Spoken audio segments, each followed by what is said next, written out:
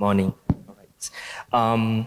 It's a great pleasure to have two distinguished panelists here. We have Dato Shahrul, Group CEO of Tanah Makmur Berhad, and co-founder and CEO, Mr. Chuah of Eclimo, to share their insights about building sustainable and purpose-driven organizations. Now, before I start, let's look at one of the contexts that we were going to discuss today. And later on, there will be Q&A questions held after the panels presented their thoughts. Right. Now, these social movements and environmental challenges, work-life expectations, the war for talents, and the great resignations have forced businesses to build sustainable organizations that add values and make work meaningful for the employees. Now, the existence of business, as usual, is to making profit. However, today, the business coexists and be part of the environmental conservations and social and economic justice solutions. Now, the question is not about why, but the how to incorporate sustainable practices into the business model that leads to improvement of the organization culture and commitment to its purpose. Now, in this session, we will cover the following: the challenges facing the organization today, the best practices we can adopt or replicate, measurements of effectiveness, last but not least, the expectations towards HR leaders on this subject matter. Now, probably let's start with Mr. Dennis with the first questions. So there's a lot of questions that I have prepared, Okay, now, during the year dominated by global pandemics, the sustainability revolution has accelerated faster than expected, while also expanding to include a wider range of environmental and social issues. Now, what does it mean to drive a sustainable and purpose-led organization in the current context of work? Thank you for the organizer to invite me to share my experience, and also Dato Shahrul and Dr. Loo. First of all, I would say that let me share the whole journey of Eclimo. Eclimo stands for Eco Life Mobility. Just to a brief about the company and also the product. I started in year 2008. To go into research and develop electric scooter. This electric scooter is a very, very general term, but if you look at motorcycle on the road, I'm actually starting to do research based on 125cc equivalent, but it's fully battery power. So why I'm here is to share with you that how much that we can actually contribute to reduce our carbon emissions emitting to the air. When I start this electric scooter research, basically for EV, as everybody knows today, even 2008, it's very hard time for me to talk about electric two-wheelers. So starting from the battery research, where my target is to be able to achieve 100 km/h, because all our riders are using motorbikes with a high speed. And bear in mind that Malaysia still have 13 million motorbikes on the road running as of today. Even though people say the Malaysian market is small, but we have almost like 400 to 450,000 new sales of motorbike every year. So this gives me the motivations to develop an electric two-wheelers which can reduce emissions, and not only reduce the emissions from our exhaust pipe, but is to reduce the components to manufactured two-wheelers. Meaning that I look into motorbikes or even vehicle, you need to have maintenance. When I design the bike, you don't have chain, you don't have gearbox, you don't have engine. This already obviously directly reduce the maintenance where everyone need to pay. So from there, I took almost 5 years to complete the R&D. I got my first JPJ. JPJ is our road transport department. Approved the bike that got number plate. You need license. You need B2 license to ride the bike. And I got it in 2012. And I got my first customer in 2013. Of course, later I will share more because my experience starting from 2008 until today. And just bear in mind that I just want to put everybody aware that for a rider to use two-wheelers every day, if they ride 100 kilometers a day, just 100, and now motorbike is not only going from house to work, but there are people using for last mile delivery, which they go 200 to 250 kilometers. But if you just ride 100 kilometers a day, you're actually reducing 7 kilo of CO2 emitting to the air. Not reducing, you're avoiding. Tomorrow, the moment that you change to electric two-wheelers, if you ride 100 kilometers, you are reducing 7 kilo to the air. Imagine that if you are riding a motorbike, if you are able to reduce the CO2 emitting to the air, you are not hitting by all these particles. I believe everybody comes with cars or public transport, but experience the bike riders. The bike riders are getting a lot of particles or dust that riding on the road. So all of us have to contribute to be able to reduce. Of course, we are promoting ESG, promoting SDG, but what we need to be aware that we want to reduce the CO2 emitting to the air. I will share more. Thank you. Yeah, very meaningful. Yeah. Similar to Biomed Global, we are the medical device industry. Our tower is a certified green building. And we measured our electric and water usage consumption on daily basis.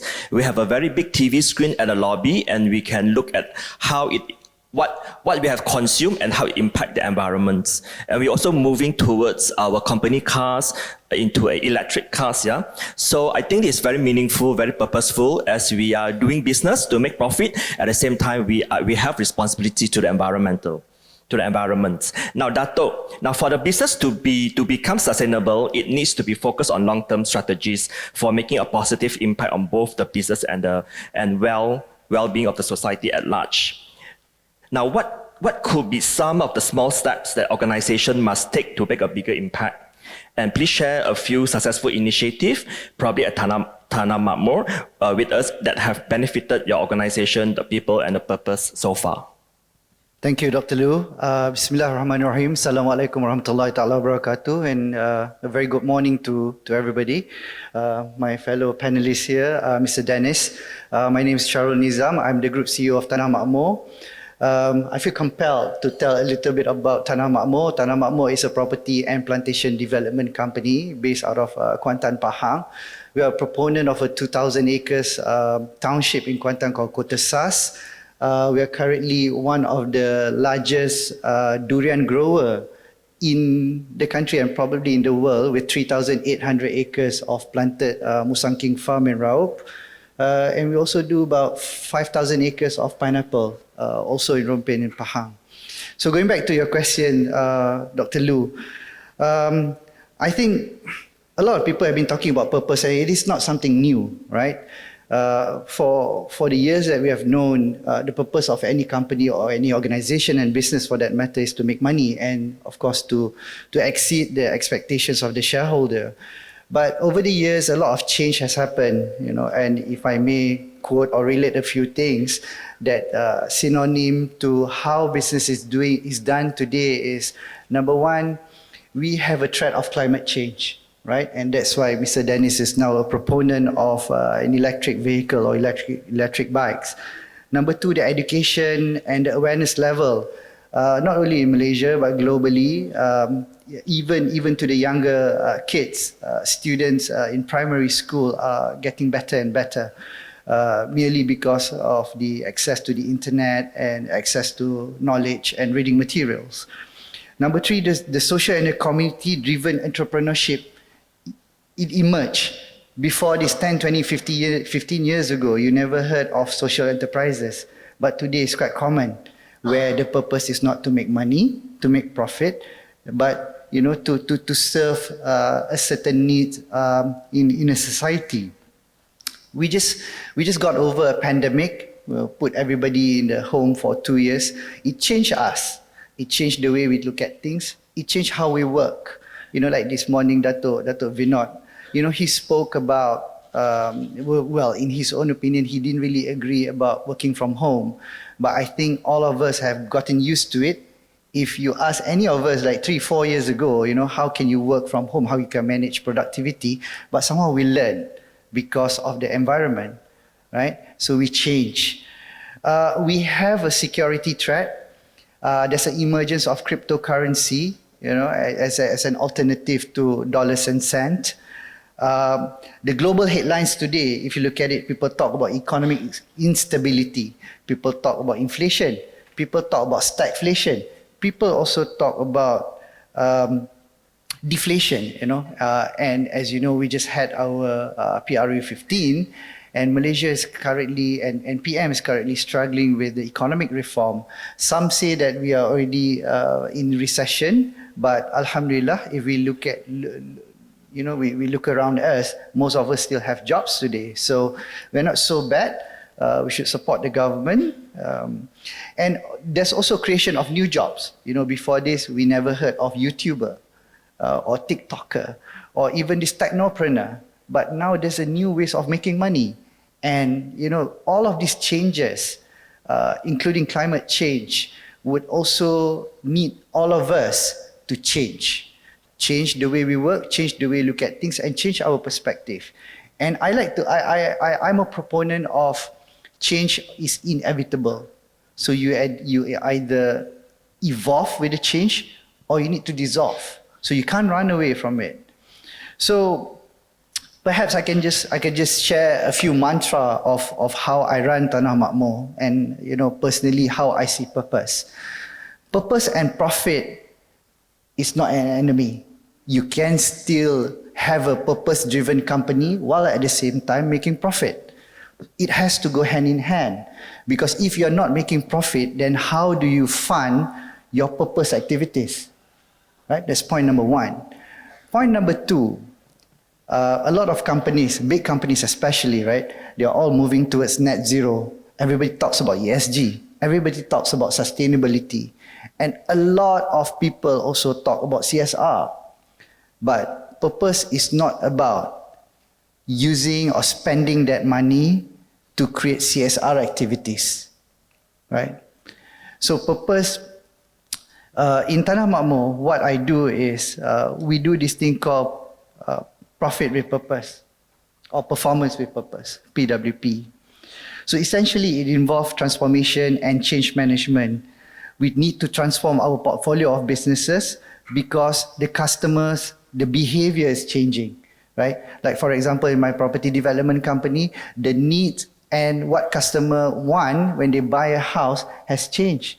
Nowadays, people talk about an integrated home where you have 3 generations to stay in the same home. So as a property developer, I need to innovate the product design. Number 2, we need to focus on environment, because if we don't do that, then you could be breach 2 things. Number 1, you could be breaching your license to operate. Number 2, there could be an increase in your cost. If you look at banking industry, for example, right, they have this thing called responsible lending. And if let's say you are a company that practices ESG and you have a high sense of purpose and execution of sustainability, there are some cases where your borrowing cost could be lowered. There's an advantage. So if you don't do it, then there's a cost increase, potential cost increase. And number 3, we also focus on people. And how do we focus on people? Because at the end of the day, people are the pillars. But if people don't feel good or they don't feel the best, then they will not bring the best to the company. So 3 things that I want to say, right? Number 1, we nourish the humanity and the community that we operate and we live in. What does that mean, right? So basically, we focus on human sustainability.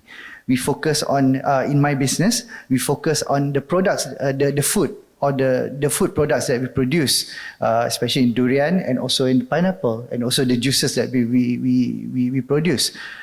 We look at how do we cut fats and sugar. We focus on zero and low calories option products, and we also have healthy organic product. And that goes on in terms of the SOP that we use or we employ in our plantation business, right? Whereby we try to minimize the chemical fertilizer that we use. We try to reuse and reduce wastages. We try to repurpose and reuse water for irrigation. So these are the small steps that we do in order to help to nourish our environment. Number 2 is about replenishment of your environment. So how do we do that? How do we do that, right? So I've mentioned about recycling. You reduce plastics and papers and wastages. But in my property development, we focus on IBS. And IBS is industrialized building system. So we reduce the usage of steel. We focus more on the usage of cement. We recycle the usage of our molding so that we can improve the speed and the quality of our homes, and thereby improving our productivity and therefore reduce our carbon footprint. We try to incorporate solar panels in our homes and also in our offices and also in all our farms.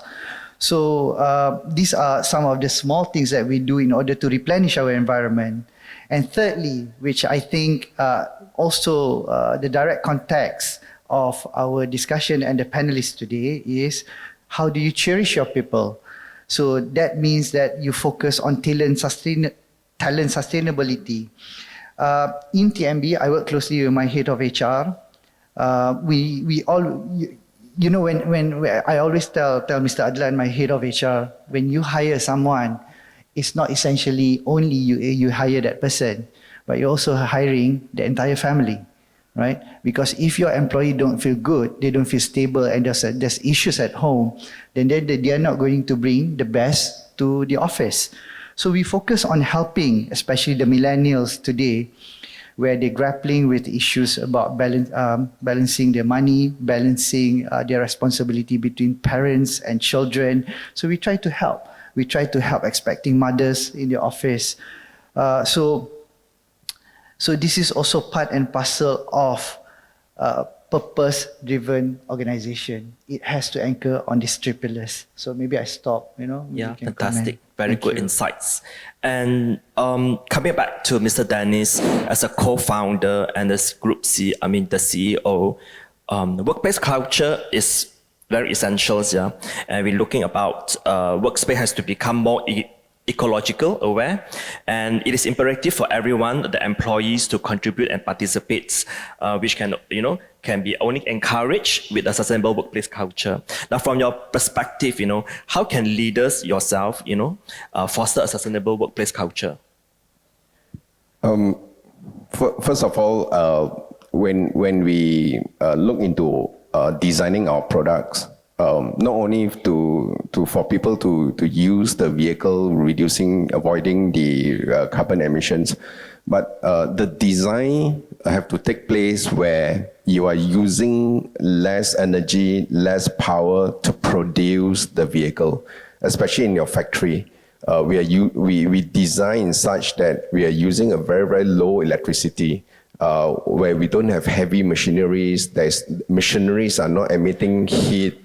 Then you can able to reduce your air conditions, certain area, even though you have no air cons, but the environment is still soothing and comfortable. That is one.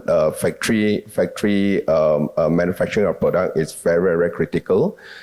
Second is that when we have a good product, a vehicle, we actually offered it to our staff, our people to use the vehicle. For instance, maybe they were thinking that probably the bosses want to reducing the salaries, but the moment they start using it, they feel more comfortable. Whereby I'm trying to share this that I don't know whether all of you are aware that when you go to petrol station, motorbike users are still putting petrol like 3 ringgit, 5 ringgit, and they come and pump again the next day. Because they are living payroll to payroll, check to check, and this is like the pocket monies where we also need to look into all these small little matters. Some stuff when they start using the vehicle, they actually reduce, they're actually having more extra pocket money because they don't have to go and pump petrol. When come to all the managers here, I also would like to encourage that if our working place or any buildings that have a charging point or charging station, especially when Dr. Loo says that the companies are starting to provide electric vehicles for starting from the management level, this is a very good encouragement where buildings can install charging station. When our factories are putting up charging station, automatically they will ask for whether can I use the electric two-wheelers for my transport. The moment you provide them this, not only reducing the carbon emissions, but they're actually having extra savings by using electric vehicles. So this is to encourage whereby management level look into all these small little matters. It definitely works for your companies and also for your employees, is because they will definitely save money and also economically, whereby the company will get more better environment and also will definitely work better with the employee. Like what Dato Shahrul was saying, if the parents or the workers are using electric vehicle, when they go back, the kids is already educated to reduce or to play a part in sustainable. They will feel proud that their parents are doing this. So small little things that it helps. And I hope that all the managers here or the bosses here that can actually also looking into motorbikes parking to have a charging station. Thank you. I think similar to Biomed Global, small step counts. For example, we are not allowed to have mineral bottles in the workplace. And we do serve healthy food and drinks, less sugar, less oil, no cholesterol, and so forth. It's one part of the awareness campaign as well, educations for the employees to be part of the ESG programs. Now, due to time constraint, probably a last questions. Both gentlemen have spoken about sustainability, ESG, purpose-driven. Now, can you share a quick, how do you measure the impact that we have done on your program? What kind of KPIs or metrics do you impose? Probably not the high end, probably something everyone else can implement in the organizations. What kind of the basic metrics or KPI you measure your effectiveness? Dato or Dennis? Yeah. Our companies consider we are still small. It's easier for us to manage. For instance, I'm very much into electric vehicle. We all need to believe that, because CO2 emitting to the air, when you talk about dirty, when you go out, you still see blue sky. But these are the education that we need to be aware of, that CO2, imagine that 3 liters of petrol onto the bike, you're emitting 7 kilos of CO2. How many liters of petrol you use in your 4 wheels when you go to work, you're emitting how much CO2? So these are the message that I need to be reminded to all our group of employees, whereby these are the things that when you want to use the vehicle, you have to use it efficiently. And whenever they change any spare parts in the vehicle, that is one of the materials that you actually go into the waste. Whether can you be able to recycle it or not? It's easier for you to just throw it away, change the new parts. But you have to be adopt whether that parts can be able to reuse, recycle. That is why going forward, we definitely want to adopt reuse, recycle, remanufactured. When you come to the vehicle, we already achieved that when you do combustion vehicle versus the electric, you only use 25% of the components. But don't be happy about it. Going forward, you need to remember how to reuse, recycle, and remanufacture. So all these material have to be recycled in our circular economy, and this will help our next generations. So this is what I'm sharing with everybody. And but first we have to implement of how can we convert our vehicle to electric. And of course, when you talk about pricing, it's still expensive. That's why for us, when we come out with a product since 2012, we are not selling the vehicles to company, we are renting it, and they don't have to worry on maintenance, we will cover the maintenance. So these are the steps that I'm taking, and I hope that all the bosses can also consider going forward with electric vehicle to reduce carbon emission. Thank you. Dato? Thank you, Dr. Loo. So in my organization, first thing first, I as a CEO have I have a conviction. I believe in sustainability and ESG. So everything starts from the top. So I walk, talk, and sing the same message over and over again in our monthly or quarterly town hall. Number two, we do our business plan and budget and strategy every year, and this document is a live document because it keeps on changing, right? And it is the document that me as a CEO will present to the board and get the board's approval. Then we go into execution.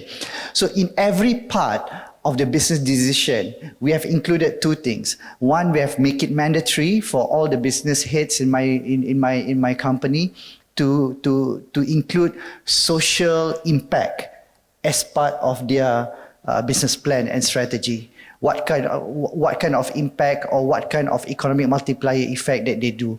It may be just a general statement today, but it is a transformation, because effectively what I'm doing is to encourage them to think about it, right? So that's one thing that we do.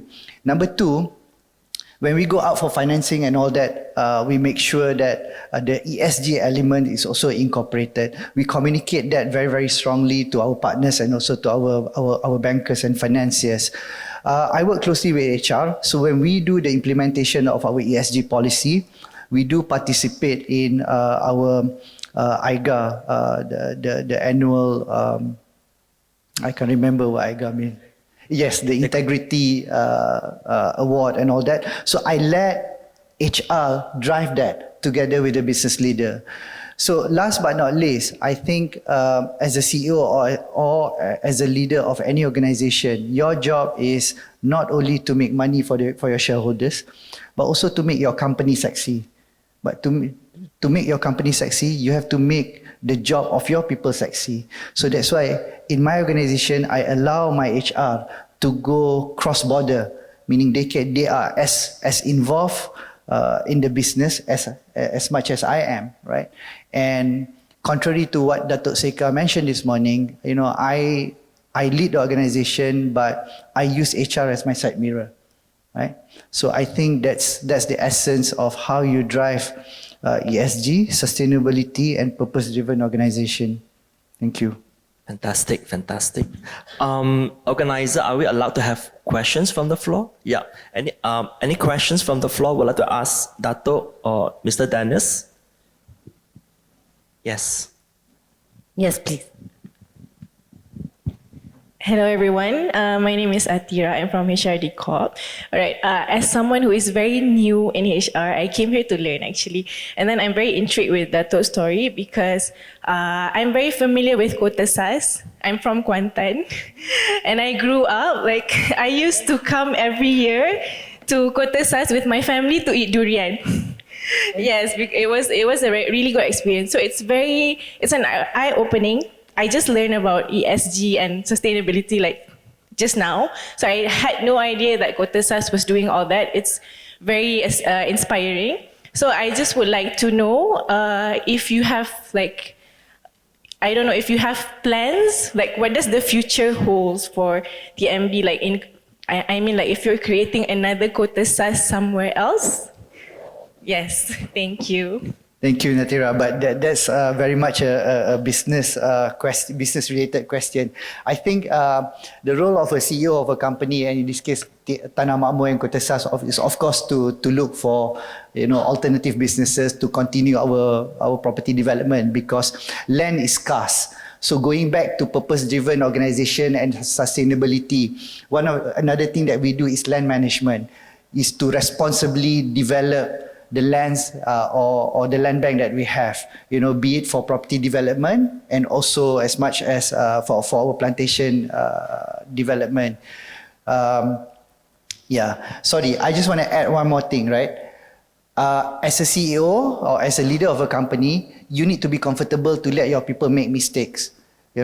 That's how they grow. And especially in this new term, like Nadira came here to learn about ESG and sustainability. So not many people actually know what ESG entails and how to do it and what it really means. So in any organization, especially in my organization, we allow people to go and learn and at the same time make mistakes, because that's just how we grow. Yeah. So short answer to your question, yes, we are working on another big township somewhere in Pahang, inshallah. Thank you for your support though. Thank you. Hope you enjoy the durian. I was expecting free durians for all of us today. Any questions from the floor? Yes. One question I would like to know is, since you're partnering very closely with HR, do you put into each employee's performance plan sustainability? And what are the factors that you actually put in? If you do, this question also extends to Dato Dennis, if you do have such guidelines or KPIs. Thanks. Yeah, as I always shares, because when you talk about ESG, this is somewhere continuously everyone's that already contended in the companies, they will definitely come back and redo what they understand, what they know, and they will carry on with what their work would be. So definitely these have to be put in plan, put into their performance, review it. I would say that we always bring up this ESG discussion during our meeting monthly, so that all these employees or people in the company do aware of what they're going to do.